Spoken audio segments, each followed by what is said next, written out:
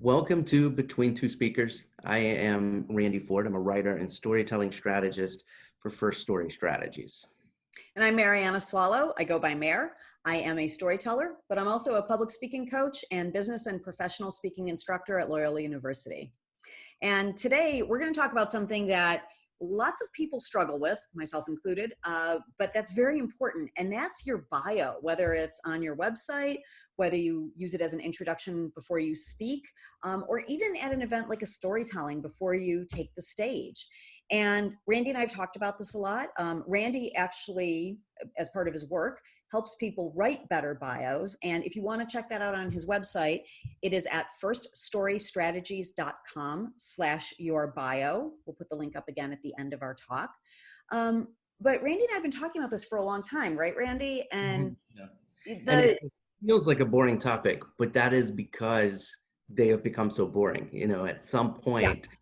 we got in our minds in the business world that this is what a bio looks like. This is it, and this is the structure. And when it's time to do my bio, I need to follow the way that everybody else has done their bio instead of using it as an opportunity to tell your story.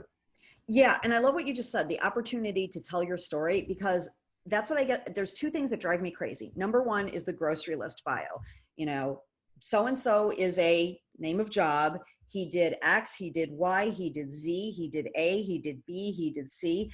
And it gets repetitive and boring. So that's my first pet peeve. My second pet peeve is when it is just very grocery listy and prescriptive and saying, you did this, you did this. There's no personality to it. And when I'm looking at bios, whether it's for a storyteller or when I used to produce conferences, I want to see the personality come through. And, what sets you apart from the other people who do storytelling? What sets you apart from the other people who teach fiction or teach public speaking for that matter?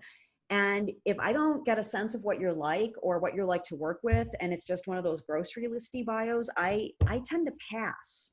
Mm-hmm. Yeah. Yeah.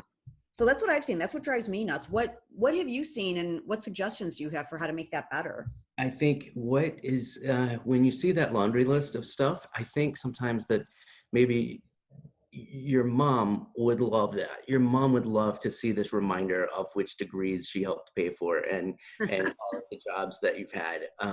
But as a customer, or a potential customer or somebody who wants to work with you, whatever, it doesn't always show me what you can do for me. Mm-hmm. What is our relationship going to be like? Yeah, it's impressive if you did all of these things. I notice it.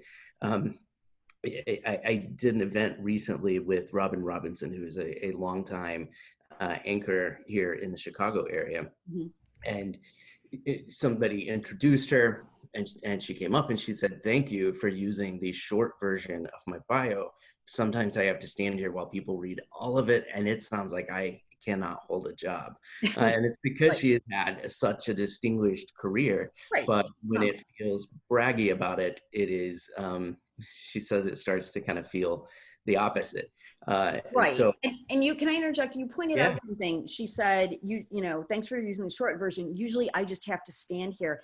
And I think what people forget, if they just pull the bio off the website and read the entire contents, the speaker, two things. It's taking air out of the presentation because the audience came to see this person speak or hear what they have to say about topic X. And now whoever's introducing them is reading this long list of items. So it's boring for the audience, but also the speaker is just standing over here like, on when do I get to take the stage? So that's problematic too. As a speaker, if I'm working with an organizer who's open to it, I like to write a separate bio just for that, so that they are not pulling from the website. They're not, adding what they think is important. Because if you do it strategically, you can start to get your content in there. Mm-hmm. You can start to get your actual speech into that bio portion, and kind of be sneaky about how you're starting and what information you're already presenting. Yeah, and I think we should, a little self-disclosure here to everyone watching. I actually hired Randy to do my bio because even though it was okay, it was probably better than okay, but I just felt like what I had on my website, which I had worked with another writer before, it didn't really capture my story and what's unique about me when you work with me. And Randy, you sit down with someone when you help them with a bio and you actually ask a series of questions. Can you talk about that process a little? Yeah, I find that for all of us, it's tough to talk about ourselves, and it's for me as well. It's tough to talk about myself. Hmm. But if you are able to have that conversation and just say, well, like, why does that matter? Why do you care about that? Hmm. I recently worked with somebody in the financial sector who needed a new bio, and a very cut and dry, frankly, boring financial sector job. But he had a lot of passion for it and is in it. I say boring to me, but he had a lot of passion for it, loved it.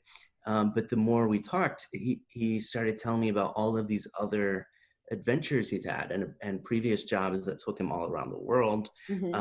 and we decided that really that was part of what was driving his understanding of the economy and of the way people spend money, invest money in a way that he is able to bring that back home and use that for his clients. So we talk about that in his bio as Yeah. opposed to just awards that he's gotten. There are some industries I will pick on realtors in general, nobody specific, but very often I will see listings for, in directories for people who include a whole host of awards and things that they've gotten. And again, very impressive.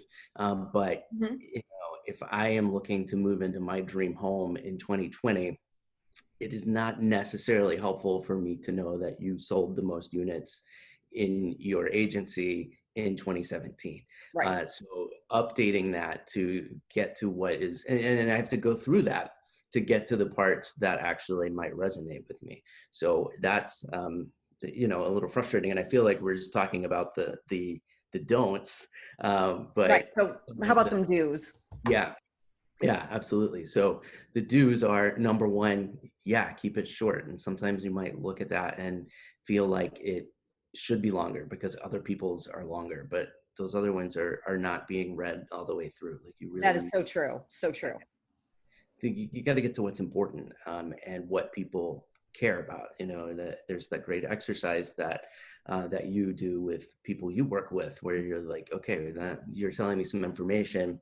So what does that mean? Why does that matter? And keep digging down to that kind of thing. So that's I walk through essentially that same exercise when I talk to people.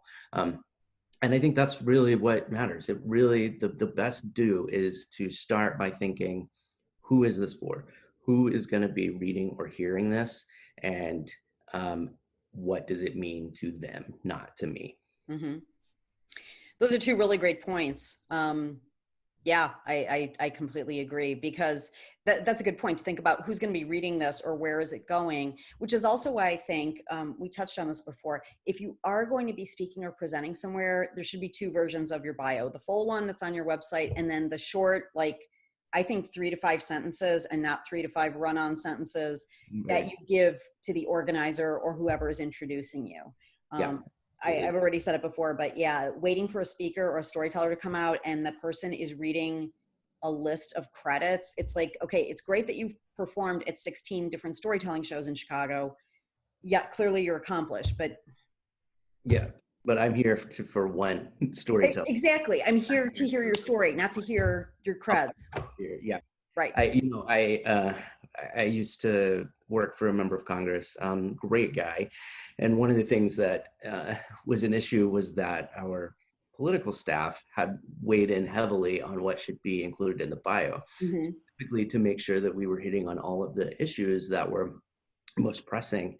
And at some point, the congressman came to me and said, listen, this is too much. I'm standing there waiting to take the podium, and these people have cut and pasted this bio. And I know people are sitting in the audience thinking, there's no way he can do all of that.